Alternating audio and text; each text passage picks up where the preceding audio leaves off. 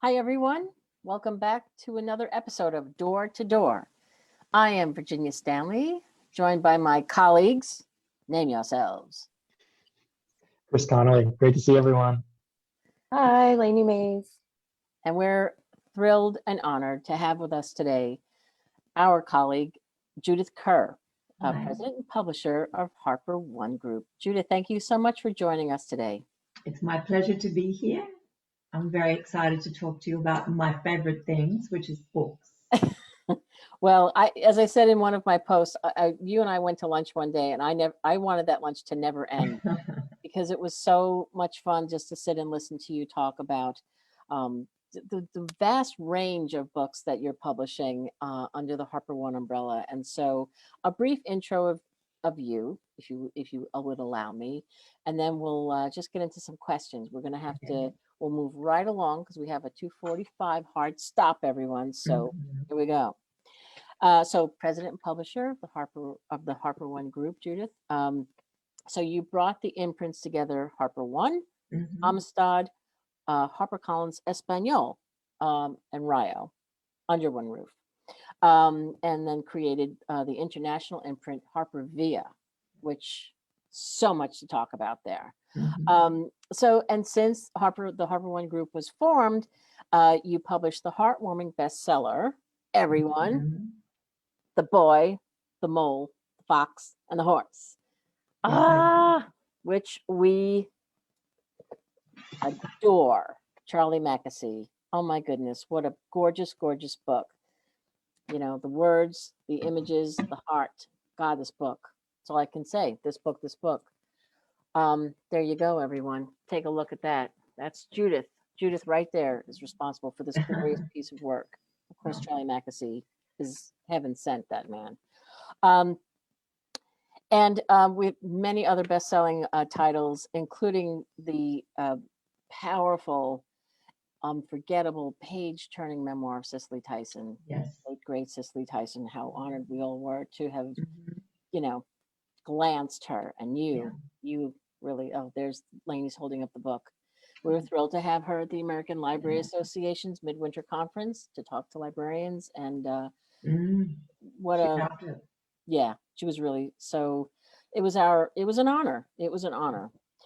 So we could go on and on. You serve on the HarperCollins Global Board as well as the Diversity, Equity, and Inclusion Committee. Long before Harper, there was much more happening in the world of Judith Curr. But I'm just so thrilled that you're here with us with HarperCollins and HarperOne. And I would love to go on and on, but this is about you and your list. And I can't wait to dive in. Good. Thank you. Yes, thank you. So first I want to start with, this conversation had started with Barbara Jenko. Barbara Jenko is a librarian. She was the director of collection development at the Brooklyn Public Library. She was a library consultant for Library Journal. She's an independent consultant, and books are her world. And she's highly respected, deeply loved in and out of library circles. But she and I started this conversation, and she's a fan of yours and of HarperOne and of the books that fall under this umbrella, and specifically Harper Via. She felt, and she said, more folks need to diversify their collections, and this imprint already has legs. She's enjoyed the books on the Harper Via list.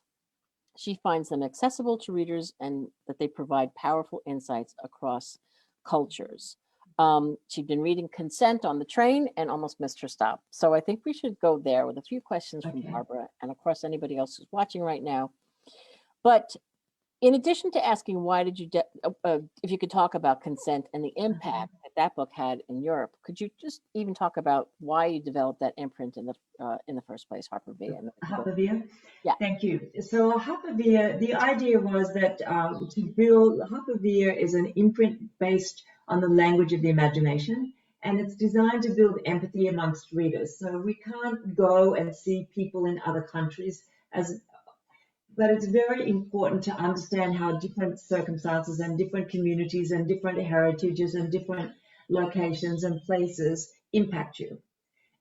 But and for us to really understand each other and understand the human condition, not to put too fine a point on it, then it's really important to see people in their everyday lives. Now, when you read a book that's written by a German about walking down the streets of Frankfurt during the trials in the early 60s, there's a different cadence to the footsteps they take because they are actually walking on those steps in their everyday existence, unlike someone writing it from a different culture. But they give you a different viewpoint into things, and one that we don't really get to see just walking on our own sidewalks all the time.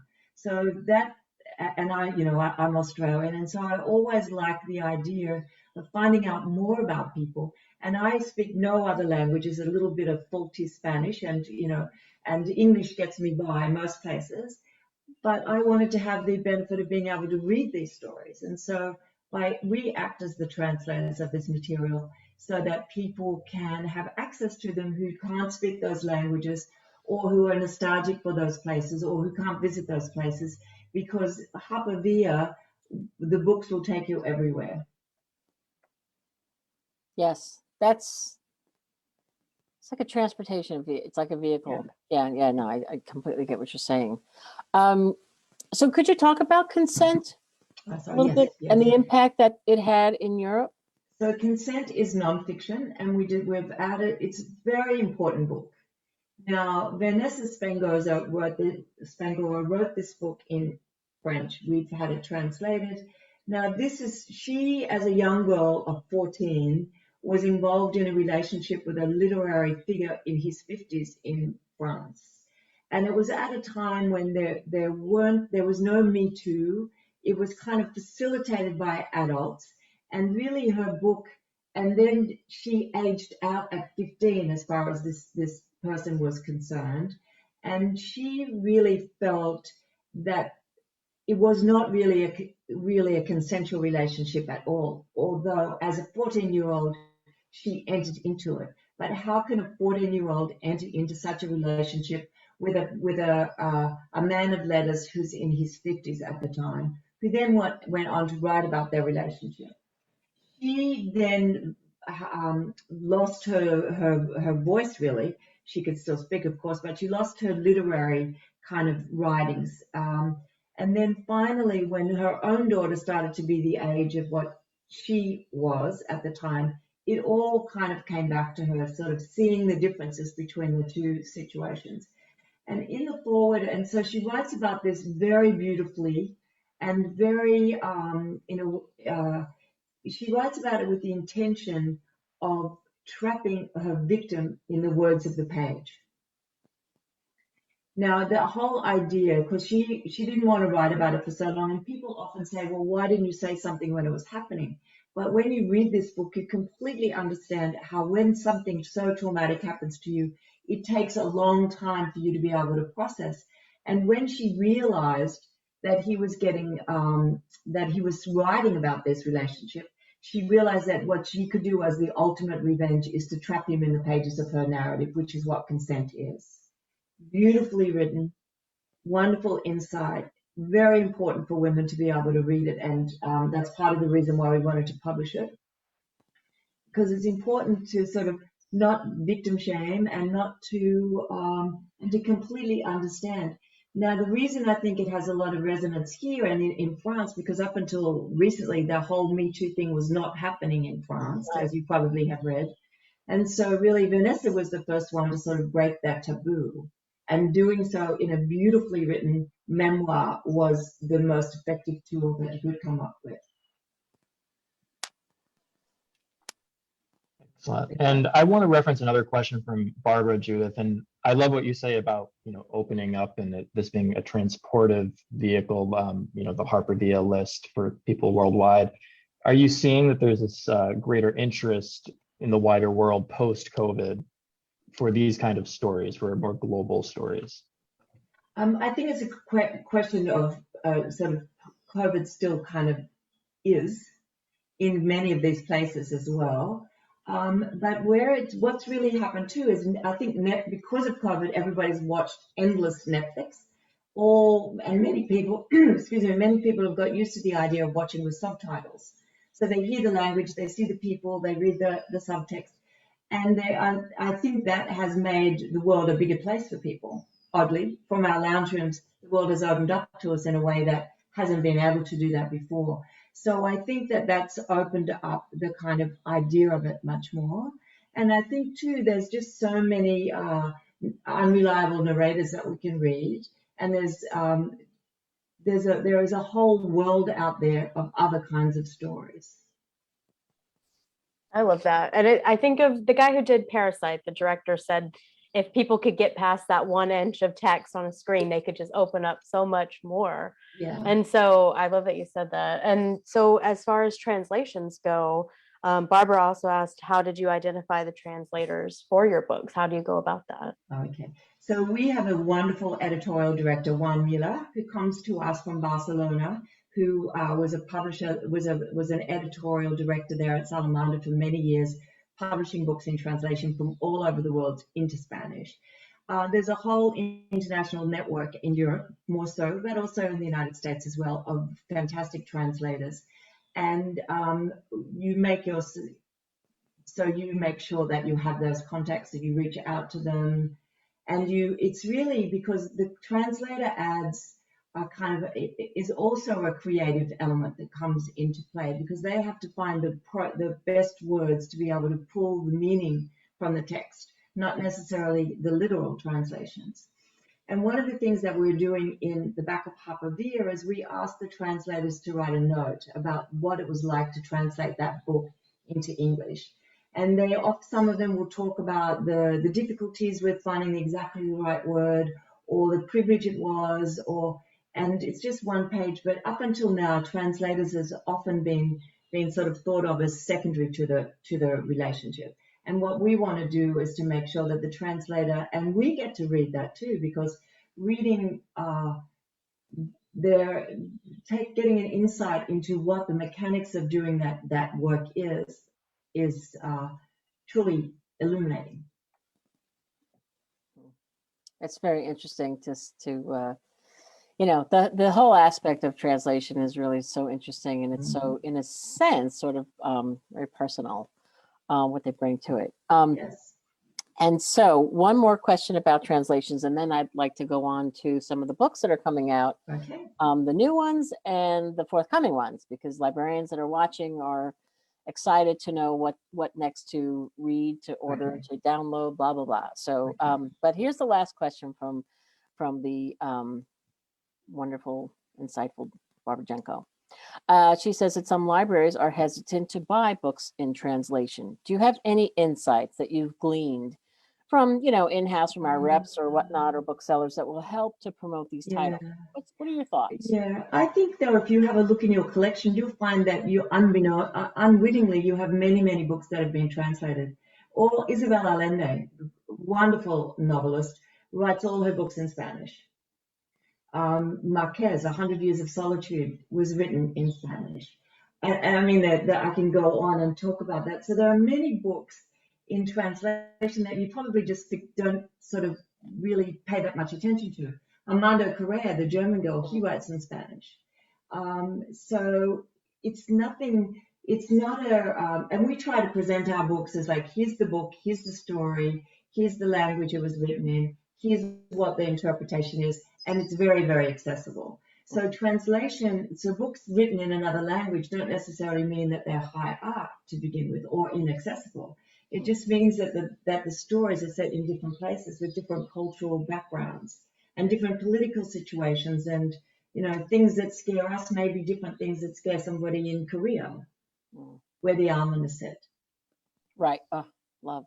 Yeah. Yeah, and that goes back to Barbara's quote that says that titles on the HarperVia list are very accessible to readers, and that they do provide powerful insights across cultures. So, and it just opens a door, and you go.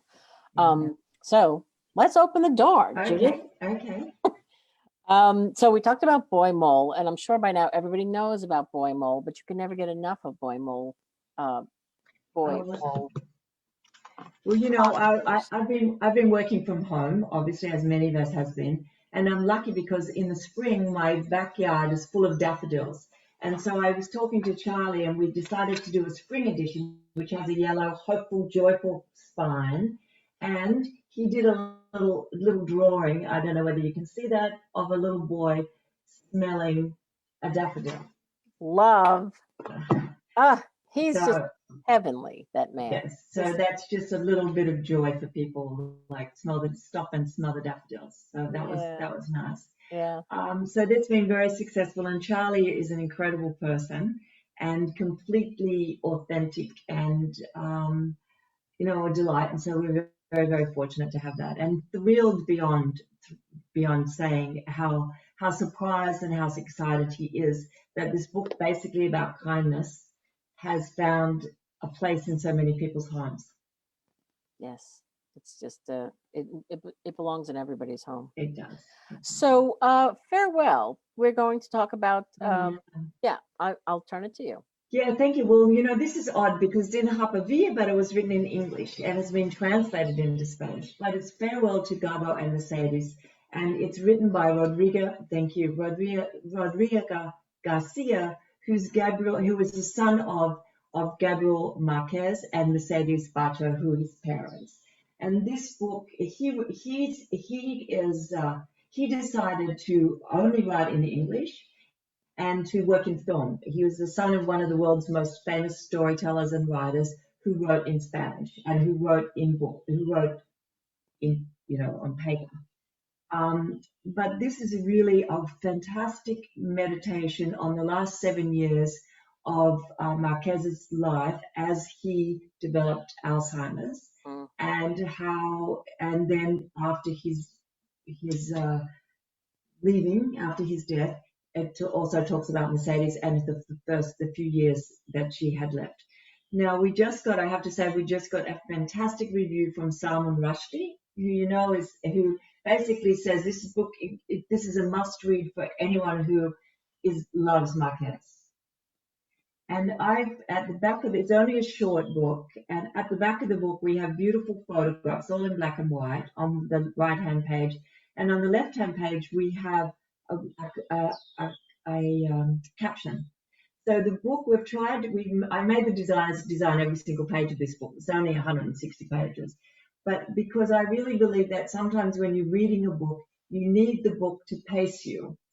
You need to have the pause in the page or the blank space or the kind of moment where we've got some quotes from Marquez's books in English on one side and Spanish on the other, just so you don't forget about the language of this. So, and it's being picked by the LA Times for book of the month in July, and we also have a quote from Walter Mosley, and it's going to be reviewed everywhere. And I just think it's one of those little gems that I've been trying to tell everyone, like, don't bring wine. When you're for the hostess present, don't bring wine, bring them the world, and take the Marquez book instead. Oh, that's so beautiful. And beautiful. Oh, you can bring wine too, but what the hell? What the hell? And now it's lovely. And the reason that we've done the cover that way is because of the cutouts. In Latin American culture, they often do a lot of decoration with paper cutouts. Okay. And so we have on the back of the book, we have the photograph that is from inside the book, and the yellow rose was Marquez's favorite flower. So we try to put things into the covers too, just to amuse ourselves, that this all means something. Because I always want the book jacket to mean more at 2/3 of the way through the book than it does when you begin the book. Yes. So that it adds to the story, because it's all part of the storytelling. I like that you say you need to have a book pace you. I love that. I just wrote that down. That's so great. But that's so beautiful because you want to take time with it. Yeah. Okay, moving on. And you know what? Maybe we can put a link or a listing of all the books at the end. Oh, that'd be great. Yeah. Can we do that? And that's coming out in July. And Okay. it's interesting because there's the Marquez's Spanish agent is also Rodriguez's agent, and rang Juan, because they know Juan, and said, who should we sell this book to? And of course, hands straight up in the air, and we're publishing it like only 8 weeks after the Spanish edition. So we're very lucky, and we're publishing it at HarperOne in all the English-speaking countries. So very exciting. Great coverage there too, right? American Portraits, Judith. You want to talk about American Portraits before we move on to Bright Burning Things? Yes, well, thank you. Now, publishing is a weird thing. So I got a call from some people I know in October 2019, and they had been asked by PBS to put together, and this is the cover, I don't know whether you have it there. They were asked to put together a book to celebrate the anniversary, the 50th anniversary of PBS. And they had started calling out for people, and they were going to go around America and do like portraits and photographs and like a year in the life of, to chronicle what was happening in America. Well, it started so they all it started in January 2020, and it turned out to be a record now of the year 2020 as it happened, because everything is time stamped throughout the book, and it's organized by questions that people had to answer. So it's sort of like, what gets you out of bed in the morning? To me, work means getting out of bed every single morning, loving what you do to create a life. So that there are these different sayings from people as you go through the book, and all kinds of subjects and all kinds of people that you will meet from all over. And it actually goes through Black Lives Matter, it goes through the pandemic, it goes through all of the things. And if you want to understand the psyche of Americans in the year 2020, then this book is for you. I'm very proud of it, I have to say, because who knew that this was what was going to happen? So it's really, like divine in a way that it has been chronicled this way.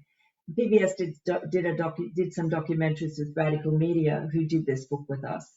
But this gives you a great insight, and it's heartbreaking, and it's also, there's one man there who talks about the fact that he came out to his family because they're in quarantine after many years of being trans. So, a lot of things that people kept secret from their families, they could no longer keep secret from them. Or a lot of joys that they shared together, they were able to enjoy more of. So it's all the things you don't think about, what happens when you're all locked up. Yeah, and the series to watch the series on PBS is really, you just get this everyday experiences from all walks of life, and it seems it's just so people make themselves. It's very honest and vulnerable, and I found the book and the series just so honest and not always pretty. Okay, can we talk about Bright Burning Things? Yes, we can. Oh my God. Well, it's amazing. So it's a very interesting book. Let me say, and it really is. It's sort of, this book sort of makes you go along with her, and she's kind of the protagonist for much of it, you think, but it turns out that she's actually the victim of things, a victim of circumstances, and that everyone thinks that she is not the one with a pure heart, but it turns out she does have a pure heart, and a sort of an exuberance for life. And it's really about one woman's struggle with alcoholism while she's a single mother, while she's bringing up her little boy, and the things that they do together and the love that they share. And then their child is taken away from her until she can prove that she's a fit mother. And it's very nuanced, and it's really full of kind of like, this is what can happen to people. And they try, and then they don't really get the help that they need, or they don't have any support system. But it's triumphant as well.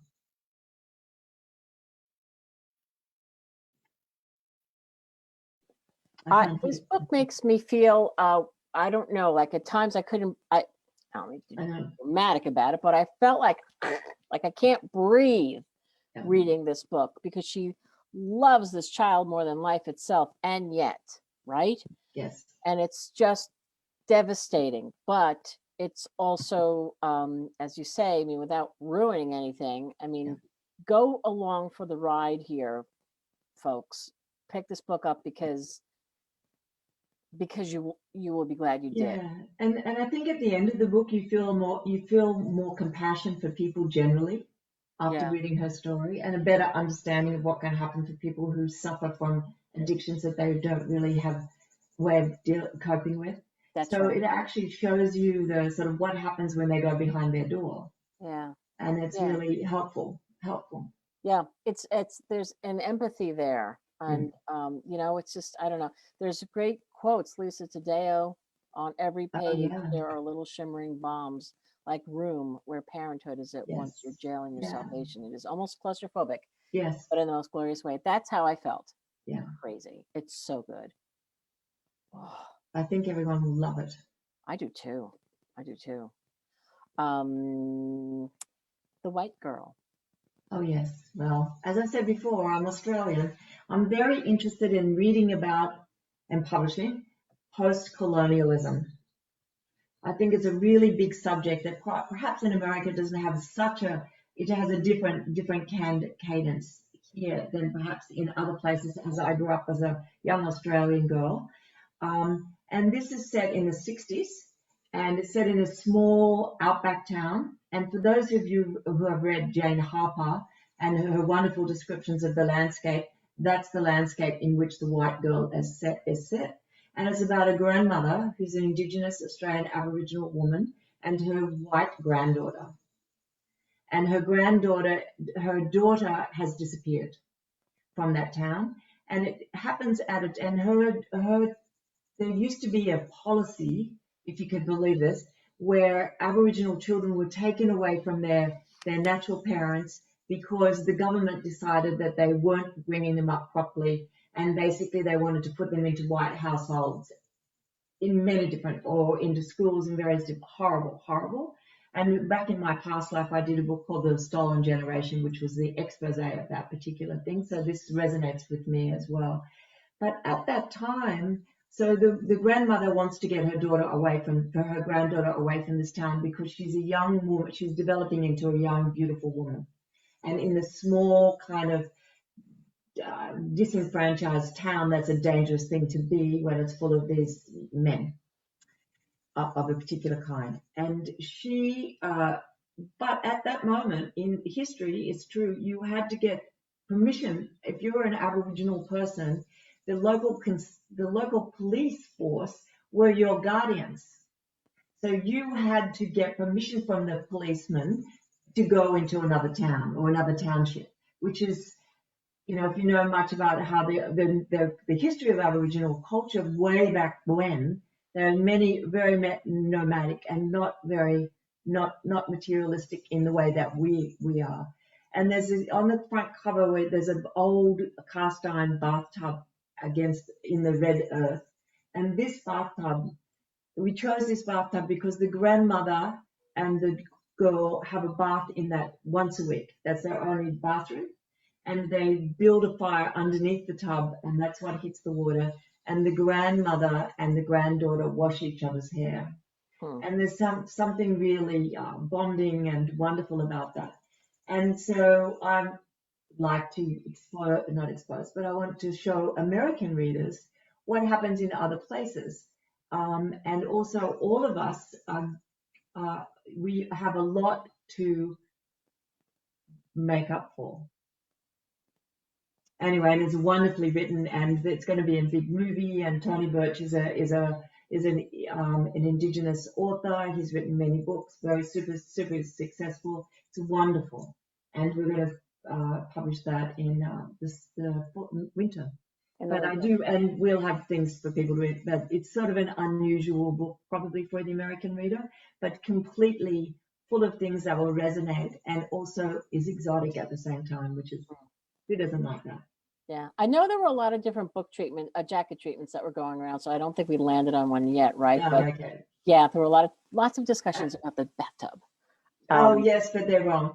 No, we were having that conversation before, because this is one of the things that I'm I pay a lot of attention to the covers, and I really want the cover art not just to be a marketing device, but to be something that as you read the book, when you're like a third or 2/3 through the book, it means more to you. So once you've read that book, you know that bathtub is perfect. Now, we don't put the cover on it until we've read the book, so it's really it's symbolic. It's particularly when you know that that's the only safe place within the whole book. Oh, Anyway, but that's just me. back to the pacing. Back to the pacing. Back to the pacing. Okay. Okay. One book that's getting, well, one of the many books on your list that is getting such Oh, yeah. crazy in-house buzz is Hummingbird. Oh yes, yes. The Italian Jonathan Franzen, in a way. Mhm. But well, needless to, although that when I showed this cover originally, people didn't quite like it because I was trying to do a sort of like a abstract thing, which would have worked if we decided that we only could sell 8,000 copies, but we want to sell 80,000 copies only because we want to share the joy of reading this book. And Richard Ford has given, there's an amazing lineup of quotes, and if I can open up my my thing here to the, I don't know, that's not the cover. We're Right. gonna put tree. We're gonna have like a abstract kind of view of Italy because it's set in Florence, and it's told back and forth through time. It has some letters going back and forth, and really the catalyst for the book, for the storytelling, is that our hero has left. His parents are both deceased. His mother was a famous architect. His father was a model train engineer who had an obsession with making beautiful replicas of towns and trains. And there's a tragedy that takes place at the beginning of the book, which goes back and forth. And his brother and he have not spoken since that tragedy. His brother lives in America now. And so he doesn't want to just throw away these beautiful things from the house because there's a whole thing on mid-century furniture in it, which is delightful. He asks his brother, or tells his brother, why this object was really important, and that leads into another story, another part of the narration. But the brother never replies to him. So, and it's told in that way. It's won the Strega Prize, and I'm just trying to find these wonderful quotes that have come for it. But which we can also send you. Roddy Doyle, Richard Ford, Thank Edward. you. Those, Judith, would you like? Yes, all of those. Yeah. And just extraordinary. And it's going to be published in the UK by Weinenfeld, and we translated it from Italian. And I think it's already been sold now as a film. It's just a beautiful book that everybody will love, and it's about the human condition, but it's not very long.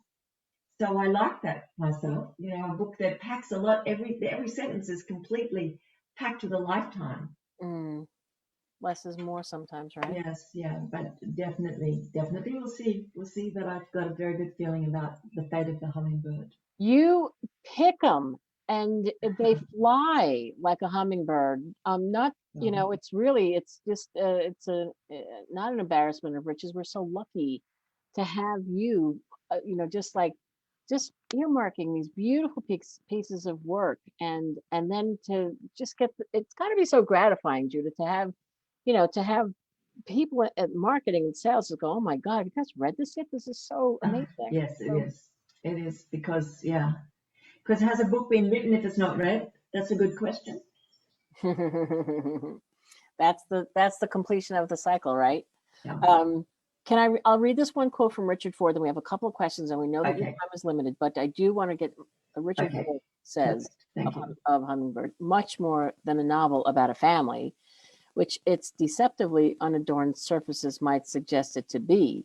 The Hummingbird portrays a subtle and intriguing political vision depicting the reach of history into the lives of people we might well believe are outside history's notice. Right. There's a ton of reviews for this thing. It just love, real love. Yeah. So, thank you, very exciting. Now, Chris Laney, you've got some questions, and we've got till 2:45 when we have to bid adieu. That was my. I can spare a couple more minutes. Yay! Okay. Yeah, we have some great comments, and somebody brought this up, and I have to say it, that everything is so thoughtful. And I think that all the time, Judith, when you present to any internal meetings, like everything you say is so thoughtful, and there's so much thought put into every book, that so much care. So someone mentioned that, and I just I think about that all the time. Oh, thank you. Thank Yeah. you. I appreciate that. Yeah. So somebody had a question about, so a little bit back to the translation. They want to know how long it takes, and I'm sure it varies, but how long it takes to translate something. Well, it depends on the length of the book.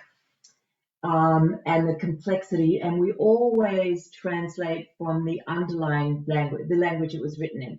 So, for example, we're going to be publishing in Spanish only because it's at Atria published Frederick Bachman's books in English, but we're publishing them in Spanish, and it's taken us 3 years to do 3 because we had to find.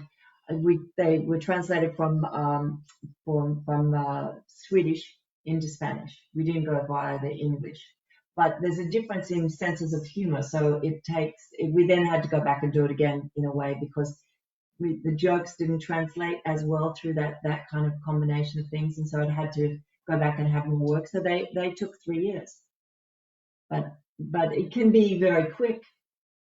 It's and that's one of the things too why there's a delay often between when the book was published in Europe and when it's published. But we're trying to buy these books before they're actually published in the other countries, and not just picking the prizes from places, but to actually go on the publishing journey with the originating publishers. And so often we're not very far behind, even though we never translate unless we get to the past the press stage, because things change up until that moment. Well, that's a long way around of saying, how long is a piece of string? Just depends. Oh, yes. Yeah, that's interesting. Like a great book title as well. Let's see here. So we do have a question, and again, there's just so much love and amazement really at what you do and the vision of your imprints. So Rose Schmitz-Martson asks, Judith, which book surprised you the most and made you sure you wanted to publish it? Oh, well, I've been around a long time. So I had a full grown-up life when I was in Australia before I got to the United States. And the thing that made me want to be a publisher or to be in control of that was when I was a young girl. And I'm sure this is an old story for many people, but growing up in Australia, it's hot in summer, and summer is Christmas. So, people would go around and they would spray fake snow on their windows, which would bake on and be there through to July. So, and then you'd sit and have this huge, heavy lunchtime meal at Christmas, because all of our reference points for Christmas and how to celebrate it were British. And this is part of the reason I'm interested in post-colonial. So when I started reading about young people my age that were having an Australian experience and not a British experience, not being, like the devilish girls in the, boarding schools or on the high street, but were out in the bush or who had a landscape and a weather and the system. And Easter for us was always the end of spring and was the end of plentiful rather than the beginning of it. So that's what made me want to take matters into my own hands, if that answers the question. That's a perfect answer. Do you, with a few minutes left, Lainey, I know you wanted to ask about Mr. Graham Norton. Oh, I love Graham Norton as a person, and so I'm so excited to hear about Homestretch. Me too. Well, I published him when I was at A2, actually, the first 2 books. And so when Rakesh Sayal, who was also the editor for Graham, came and joined us over in our mission, we were able to publish Graham. So it's a reunification of Graham's team, and it's a wonderful book. And it's perfectly timed coincidentally, really, for Gay Pride Month. And it's really, there's not that many books, and it's set in Ireland and it's set in New York. And there's not that many books that actually have that combination that are set in a world of all kinds of sexualities without the sexuality of the people being the main thing. It's really about a tragedy that takes place and people kind of feel shame and run away from that thing, and then it's about the ultimate reckoning, but done with a very loving hand. And at the back, it's really interesting because Graham writes a note to all the people in Ireland, where he's from, who stayed to fight the equality fight for gay rights in Ireland when he went to England. So I think that there's this kind of very poignant kind of through line of the book with his life as well. And he's going to be on everything. And he also was the judge for the European Song Competition. So the man is talented. Yeah, that an understatement. He does everything, doesn't he? He can write. Yeah. He has time. I don't know how he has time to write books, but No, well, I actually think he really loves writing books. He really loves writing books. yeah, I think that comes through on a lot of interviews. That's kind of a passion. Yeah. Yeah. Yeah. And a talent too. So. Sure.